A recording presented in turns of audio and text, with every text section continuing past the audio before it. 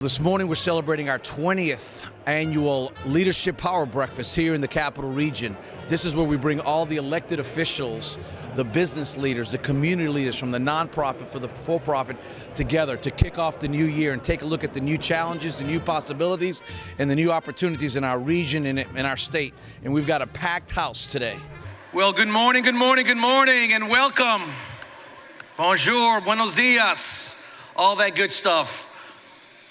I'm Julio Malera, President and CEO of the Business Report, and on behalf of Assurance Financial, Cox Communications, Investar Bank, the Jones Walker Law Firm, and LaPorte CPAs and Business Advisors, it's my pleasure to welcome all of you this morning to our annual Power Breakfast.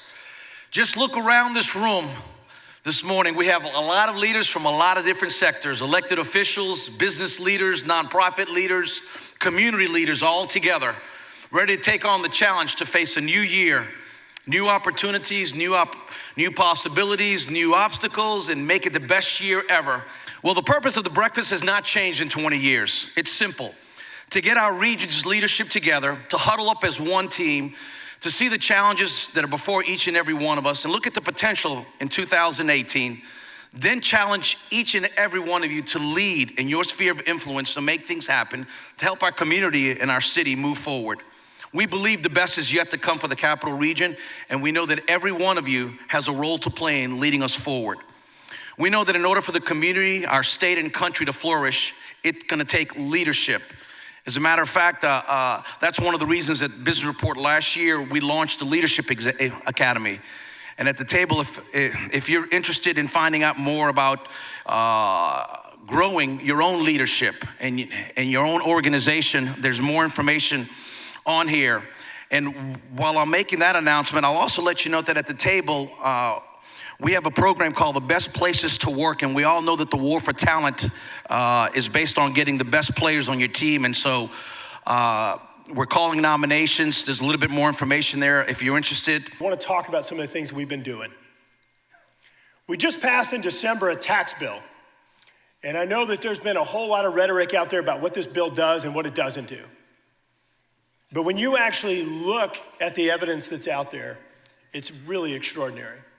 Whether you look out there and you look at what Apple has done by giving bonuses to employees of about $2,500 each, you look at American Airlines giving $1,000 each, you look at Walmart announcing that they're raising their minimum wage.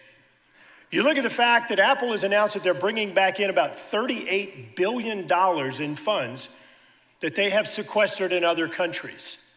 You look at the fact that we have somewhere around $1.8 trillion in US company assets that are held in foreign countries because those companies don't want to bring those dollars back. What does that mean to us right here?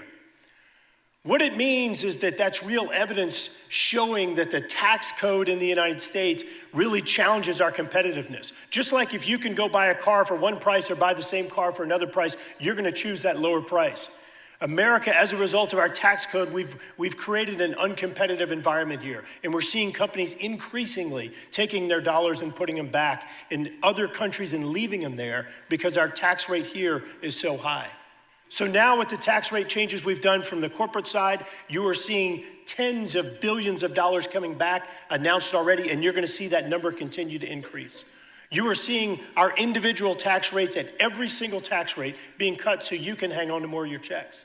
And again, what does it mean here? It doesn't just mean that you have more money in your pocket. It means that companies are investing more right here in the United States, right here in Louisiana, and we're seeing more employment opportunities. More investment, more employment opportunities. That is a step in the right direction. And just yesterday, when the governor announced his budget, they credited $200 million in additional funds as a result of the tax code, and I think that number is actually going to go up even further. Helping to improve the competitiveness of the United States, helping to improve the competitiveness of Louisiana businesses right here. Now next, something else that we have to work on is regulations. And it's something that we've been working through. As a matter of fact, in just the last year, for every one new regulation, we've been able to pull back 22. I'll say that again. For every one new regulation that's been issued, we've been able to pull back 22 existing regulations. And why is that important? It's important because we do have to work through and make sure that we protect our environment. We have to make sure that we protect our public health. We have to make sure that we provide opportunity for people to comment and be safe and be involved in these government decisions. But if we can develop more efficient ways of achieving those objectives, then let's make sure we take advantage of that. If we can take advantage of new advances in technology and science, let's do that. Because regulations cost us money to comply with.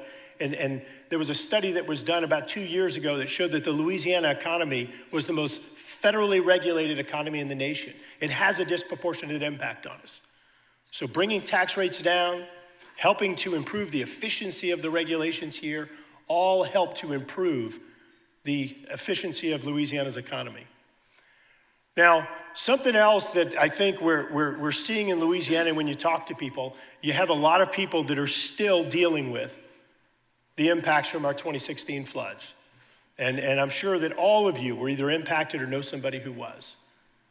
And so what we've been doing there is taking some of the lessons learned from that flood and applying it to what's happening with Hurricanes Harvey, Irma Maria, and other states, helping to make sure that we're improving the efficiency of the dollars, helping make sure that we're getting people back in their homes and businesses faster. And right here in Louisiana, the changes that we're making are making a difference as well, including legislation that we passed in the House just back in December.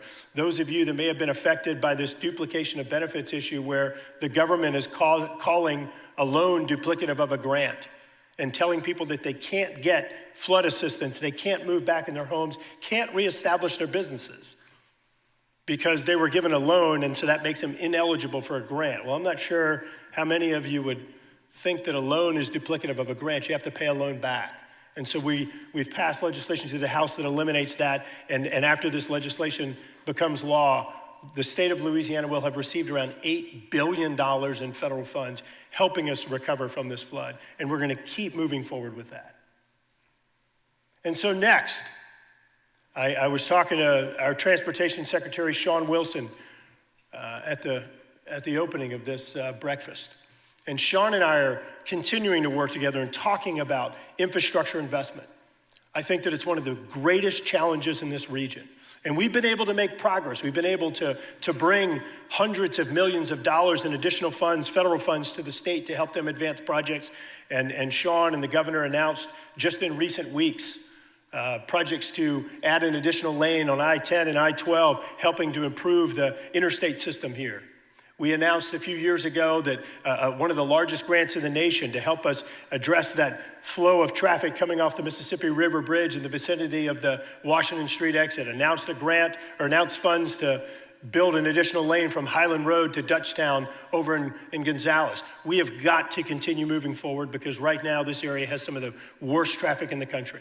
And when you hear the president talk about the State of the Union speech, you're gonna hear him talk about how we're going to be moving forward on a major infrastructure package, helping to put additional investment, improving the efficiency of delivering these projects to where we're not out there talking about projects for years or decades, but we're moving forward toward construction on projects much faster. We're using our federal funds on true federal priorities, that provide a rate of return for the public.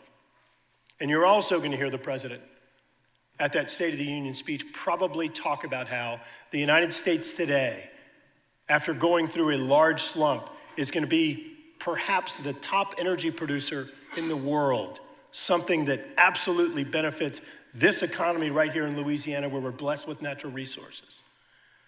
So here's my prognosis for the future. We have an improved tax environment.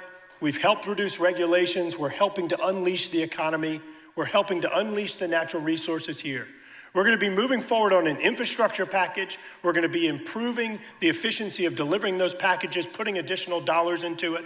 We're going to make some additional investments in flood recovery in this region. Those are all challenges that I think lay the groundwork to further unleash the great things that are going on right here in the Capital Region.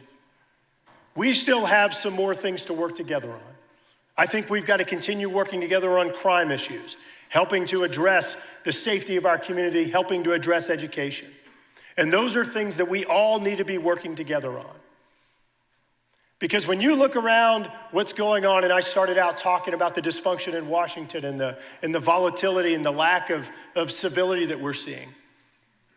When you talk about some of those things that I'm addressing, infrastructure, talking about crime, talking about education, there's not a single one of you in this room that disagrees with those objectives. Those are all things that we can be working together on, that we can be advancing.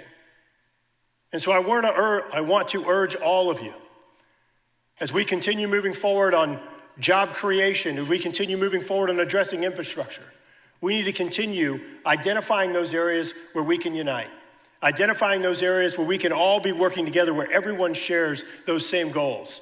And I think those 3 areas are some key areas. Because I'll tell you my personal opinion, my greatest concern for this region, my greatest concern for the nation moving forward, is the lack of civility that we're seeing in our country right now, that was embodied in the government shutdown we've seen over the last 4 days. The fact that people are fighting over absolutely everything. I think what happened to Steve Scalise in the shooting, the Charlottesville awful weekend, the shooting we saw at the Texas church, Las Vegas shooting, all of those issues, I think are largely a result of this lack of civility, the way people treat each other on social media, the fighting that goes on. And I think that every single one of us in the room can recognize that many of these objectives we all share, that we actually want additional jobs, we want wages to go up, that we want to see our crime reduced, our education system improved. These are all things that we share. And so I'd urge you, again, every single one of us, I think, can play a role in bringing our community together. I think we can all play a role in helping to improve our education system, in helping to reduce crime, and working together to make sure that this area doesn't just plateau, but that we truly see additional growth, that we see our community coming together, and we have a great future. Thank you very much. Big news with the tax bill that is now, how is that going to impact people in Louisiana? You know, one of the big things that I'm not sure was as apparent as it is now is that we were seeing a lot of competition from other countries because their tax rates were much lower than they were in the United States. So we saw a lot of offshoring of jobs caused by that. By lowering tax rates, lowering individual rates, and corporate rates, you're now seeing jobs coming back to the United States, money being infused back into our economy, which having a state like Louisiana that plays such a big role in global trade with all of our ports, with all of our manufacturing here, we are already seeing the positive impacts here, and I think that's just going to continue on a sharp curve upward. I want to talk to you about 2 or 3 areas. We'll talk a little bit about the national economy, a little bit about the state economy, and then a little bit about the Baton Rouge economy. And all of this I think is very, very good news as it turns out. I want to start out by talking about the national economy. And one of the things I wanted to show you, first of all, is kind of put things in perspective. If you look at what we just came out of the previous 8 years, if you look down at the bottom line here, if you look at all the recovery periods we've been through since World War II, the last 8 years have been the worst of any time period since World War II. Extremely slow growth. A lot of people think that's because this is the new normal. This is not the new normal. That was strictly because, I believe, of policy issues. And if you look going forward, I think what you're going to see, here's some forecasts for you. I've showed some of you this before. This is the Wells Fargo and consensus forecast. What you see in green is what has already happened. We've already had 2 quarters of 3% growth plus. And if you look at the forecast going forward, some of them are cut off here, but if you look at the forecast going forward, all the forecasts are for significantly higher, and I think this is going to turn out to be way too pessimistic forecast. I think these numbers are going to turn out to be much, much higher, and the reason is because of policy issues. As it turns out, one of them, matter of fact, both of them, Senator Graves, I just moved you up a little bit. This is a fundraising thing. Has to do with economic policy. One of them has to do with regulation. This is a picture of the number of pages in the Federal Registry from 1960 through 2016. 2016, we had the highest number of pages entered into the Federal Registry in history. If you look at the 10 years when we had the highest number of pages going in the Federal Registry, 7 of them occurred during the Obama administration. Now, you may argue this is, quote, fair, but you have to see things from the business standpoint. From a business standpoint, regulations increase cost. Anything that increases cost causes you to produce less and hire fewer people. And not only was there more regulation, but there was the anticipation that there's going to be even more regulation coming. And so what if you were a business person, you grabbed your wallet, you held on to it, you did not expand. And so what you're seeing now is that 10 days after coming into office, The president said the departments are to scour the books for rules they could rescind or repeal without damaging the law. And with each new regulation that was issued, 2 have to be eliminated.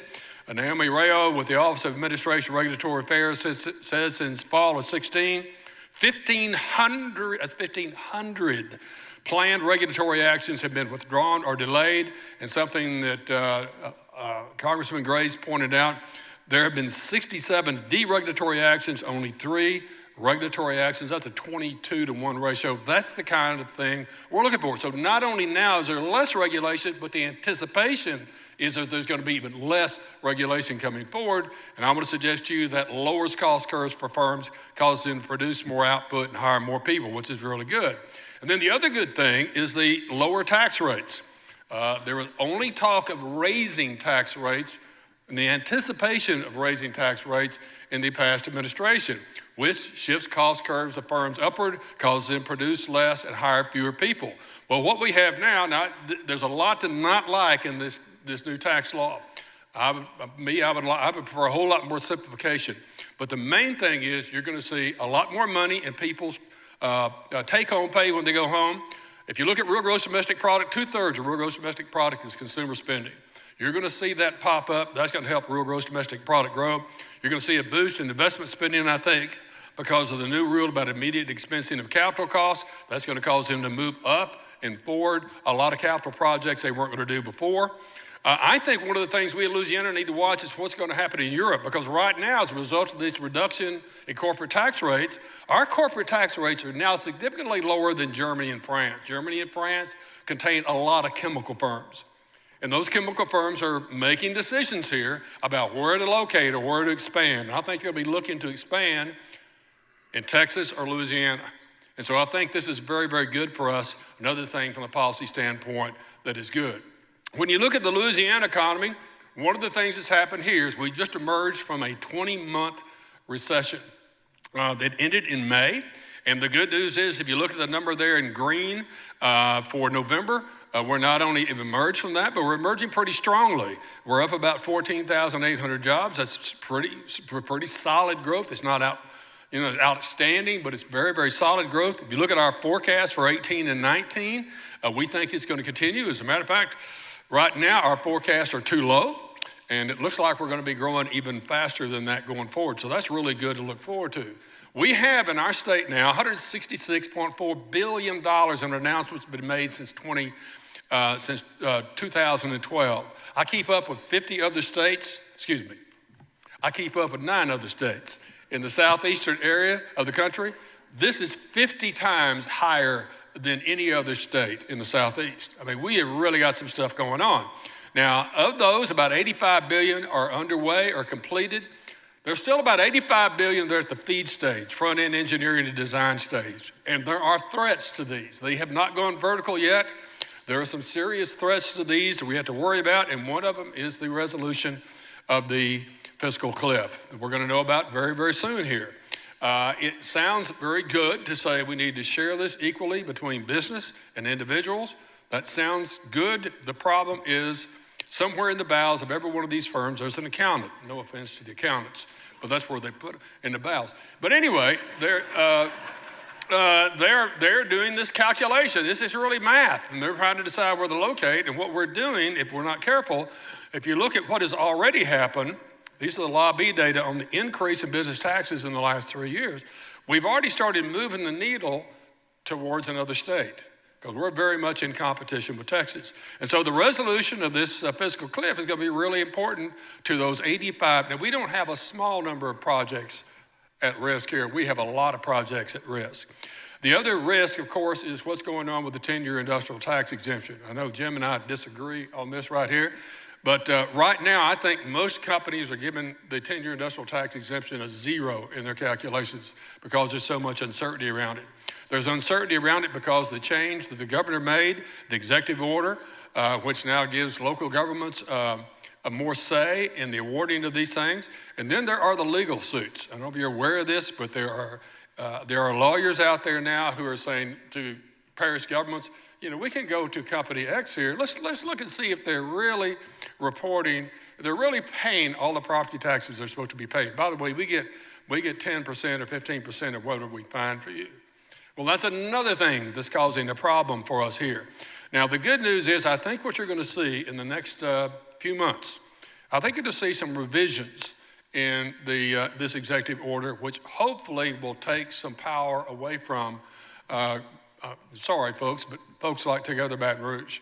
I think it's going to take some power away from them. It's going to make some of our local government meetings more sane again, and it's going to smooth this process a bit. And then hopefully, hopefully we will get some passage of the pilot legislation, the payment in lieu of taxes.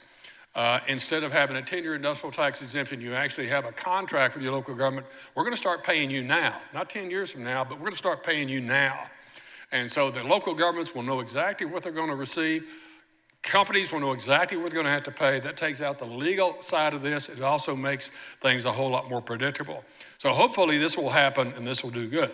For the Baton Rouge economy, we're going to get a little bit of a drag this year from the slowdown in industrial construction. I've talked to the people in the construction industry.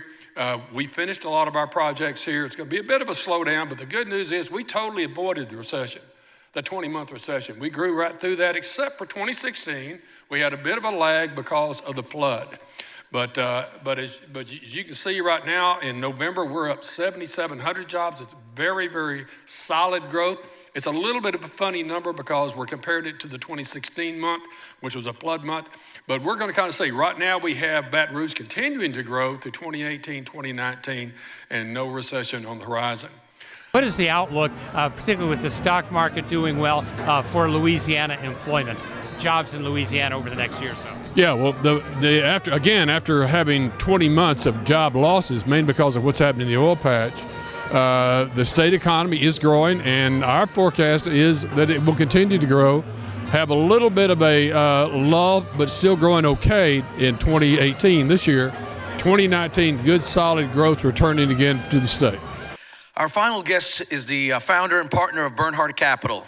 He serves as chairman of the investment committee and serves on the portfolio committee and is involved in all areas of the firm's investment activities. Prior to founding Bernhard Capital, he started the Shaw Group, and we know that story. Under his stewardship, Shaw became one of the fastest growing companies in the Fortune 500. He has served on numerous boards of trade and civic organizations and is very active in our community. In 2001, he was recognized as the U.S. Entrepreneur of the Year, and in 2009, he and his wife, Dana, his better half, founded Every Kid a King, a foundation to help children have better opportunities for education and health care. Ladies and gentlemen, Mr. Jim Bernhard. Look, guys, let me quickly tell you a little bit about BCP. We're a privately held public equity firm. No, not public anymore. We're a private equity firm, and we have invested billions of dollars in companies that we've placed capital into. Okay, what does that mean? Over the last 5 years, my partner and I, Jeff Jenkins, have quietly gone about our business and placing capitals in great companies to make them greater, to grow, okay? Today, we have 6 portfolio companies that will do in excess of $4 billion in sales and employ over 15,000 people. In other words, if those companies were under a single entity, we would be a Fortune 500 company in 4 short years with over 15,000 employees. In Louisiana, we started with 1,000 employees in the companies that we created. Now we have over 5,000 created permanent jobs in the state of Louisiana. So it's been quite a bit. To my knowledge and belief, no company in the last 5 years have created 4,000 jobs for the state of Louisiana. And yes, Lauren, we did it without industrial tax exemption because we're Louisiana committed and we're Baton Rouge proud. And we always have been and always will be. Our business plan calls for us to do in excess of $10 billion in sales in the next 36 months and have over 50,000 employees. I rarely give speeches like this. We're said about doing our business. When I was at Shaw as a public company, I had to give too many speeches. But today I thought it was important to talk a little bit about finite Baton Rouge, not the tax policies that's going to help us and the overall economy that's going to help us, but to get down to what will make Baton Rouge great. Because we're not. I said it, you heard it, and it's on TV. I usually hesitate in writing down remarks, but I wanted to get this at least correct in my mind. And I appreciate you letting me have the opportunity, Rolf. Baton Rouge has the three greatest ingredients that are important to have great American cities. What do you think of when you hear the word great American city? You think of cities like Austin, Texas, where they have the University of Texas, the state capital, and the tech industry. You think about Nashville, where they have Vanderbilt University. They have the state capital, and they have entertainment and healthcare. Phoenix, you have Arizona State, you have the state capital, you have mining and now healthcare. Atlanta, you have Georgia Tech, the state capital, the airport, logistics. In Baton Rouge, we have the flagship university as well, LSU. It's a great asset in our community. We have the state capital and all the jobs that come with being a state capital, and we also have the industrial sector as a key industry that will drive our economy. In comparison to those other cities I mentioned, we have the same three ingredients that should make us a great American city. Excuse me. But the reality is, we're stale. We're not doing the things it takes to have our economy thrive and grow. We're not. I know we can do better, and that's why I'm here today. Our new business is here, and quite frankly, it was a big commitment for Jeff and I to stay here in Baton Rouge 5 years ago, and we're glad we did. Since 2007, Austin, Texas has grown in population 31%. Nashville, 25%. Maybe those are anomalies, okay. But look at Raleigh, North Carolina, 15%, Tallahassee, 12.7%, and even Columbia, South Carolina, 3%. Where does Baton Rouge stack up? 1.2%. Less than half of Columbia, 1/12 of Tallahassee, 1/30 of Austin. Do the math. Do the math. The sad truth is that we don't stack up. That's a fact. So where are the missing links and how can we do better? First, this table is going to applaud. We're not investing in our universities, period. Texas, Vanderbilt, Arizona State, and Georgia Tech are some of the best schools in America, period. But they've not always been that way. The communities in which those universities reside invest in those schools to make them great. They understand the importance of each representative a long time ago. That's success. Now, these schools graduate students who stay in those cities and create new companies or go to work for great companies. We can do the same here at LSU, but we don't. We don't do it. Even Alabama has whooped us, and not in just football. In 2007, when I spoke here last, the University of Alabama had 25,000 students. Today, 38,000 students, a 45% increase in enrollment. LSU at 28,000, and today, barely 30,000, a 7% increase. And for those following along, haven't fell asleep yet, I hope not, LSU's growth rate since 2007 is 1/7 as good old Alabama.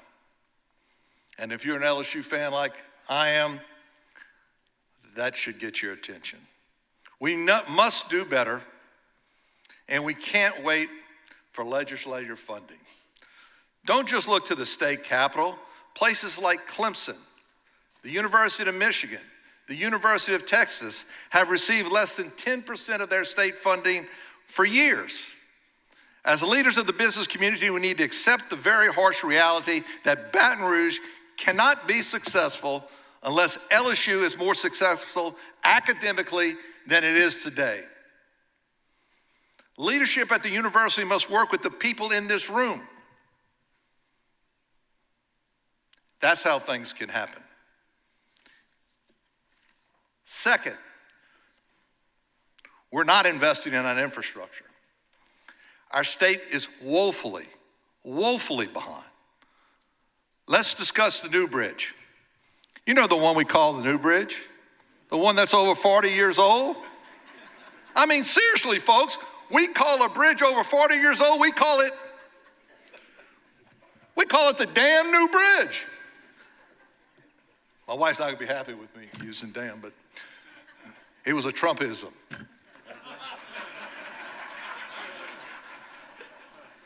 And I know the legislature doesn't want to invest in infrastructure because they're afraid of another Audubon Bridge.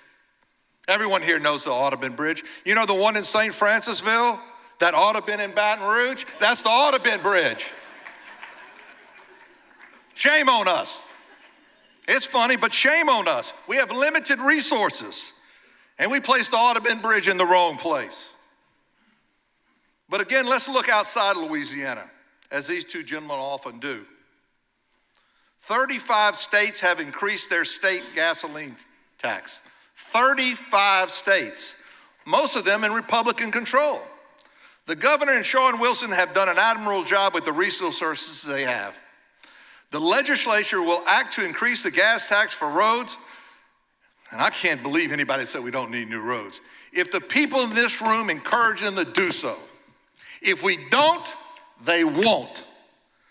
If the business community gets behind a gasoline tax, the legislatures will support it.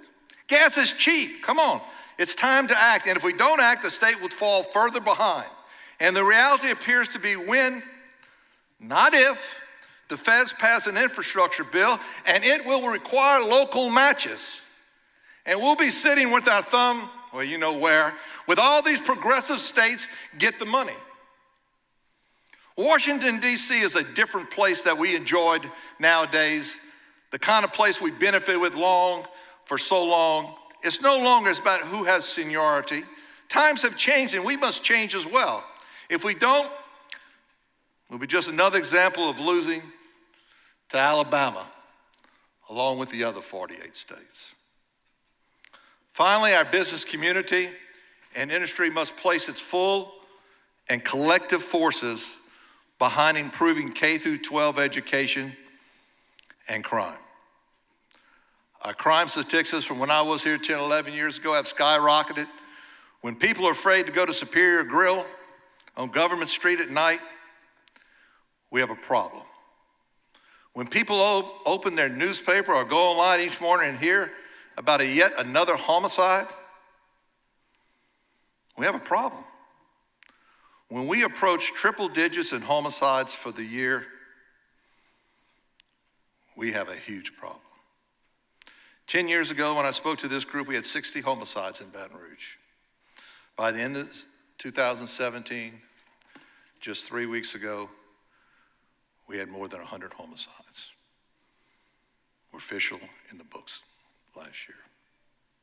This is not only unprecedented, it is simply unacceptable. We need to be more involved.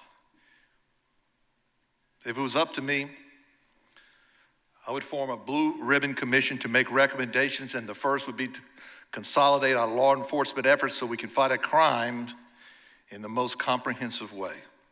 To the people who say here today, that's something that can't happen. There are too many reasons it won't happen. Well, I stand here today and tell you there's 100 reasons that it must happen. Big business develops and thrives in well-educated communities, period. Big business does not come to uneducated communities. They don't do it. And when they're here and the communities stay uneducated, they leave. For example, if we look at the leading education states just in the South, according to U.S. News and World Record, you'll find Georgia at the top, followed by Alabama, Arkansas, Louisiana, and Mississippi. A fair comparison. The top 1,000 companies, publicly traded companies in the United States, are called the Fortune 1000. Let's see how the Fortune 1000, what states they choose to be in according to the education level. First was Georgia. They have 29 Fortune 1000 companies. Alabama, 10. Arkansas, 10. Louisiana, 2. And of course, thank God for Mississippi, 1. But you know, it's no laughing matter. I laugh, but it's no laughing matter. Listen to these 5 words I want you to remember today. We have a good city. I repeat, we have a good city. I'm proud to live here. We have all the building blocks. We have the right pieces. We truly do have the opportunity to be a great city. But we must do more to invest in the areas I outlined today. And it's the people in the room, not the legislature, are the ones who must make the effort to. Legislators, they go to work every day. We go do our jobs and worry about this on occasion. Let's not be 1/7 as good as Alabama or 1/30 as good as Austin. Except that we simply can't do better than triple-digit homicides in 1 calendar year? Ridiculous. All of us collectively have the power, the influence, and the vision to change this reality and put Baton Rouge on a course to join the great capital cities of America. And it's up to us to make the future a reality. You know, I know what I'll say when I come back here to speak if I'm invited 10 years from now. I hope to what we will say and what you will say. But I'll end this speech as I remain Louisiana committed and Baton Rouge proud. Thank you for having me today. I appreciate it.